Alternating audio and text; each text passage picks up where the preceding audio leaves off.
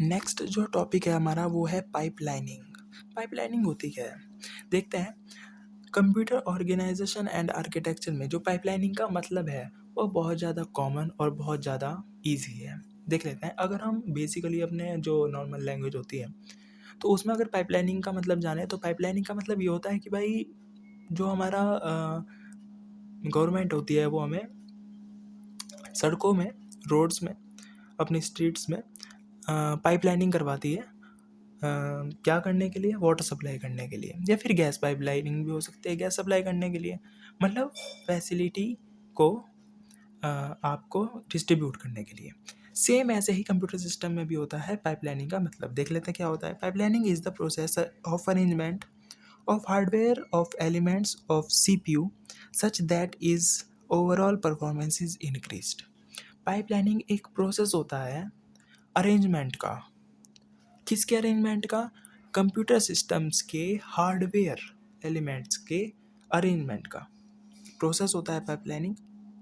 जिससे होता क्या है, उससे कंप्यूटर सिस्टम की परफॉर्मेंस ओवरऑल इंक्रीज हो जाती है। ठीक है, नेक्स्ट देख लेते हैं। Simultaneously execution of more than one instruction takes place in pipeline processor. मतलब इंस्ट्रक्शंस जो इंस्ट्रक्शंस हैं वो भी कहीं ना कहीं फास्ट हो जाते हैं। क्या करने से? पाइपलाइनिंग करने से। ठीक है, नेक्स्ट है जो in pipelining multiple instruction are overall in execution, overlap in execution.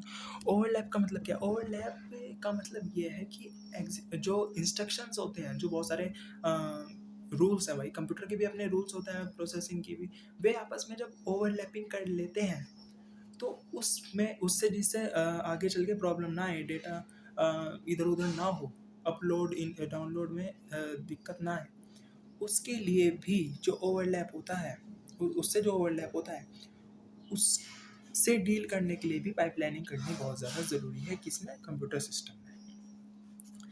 यहाँ पे देख लेते हैं।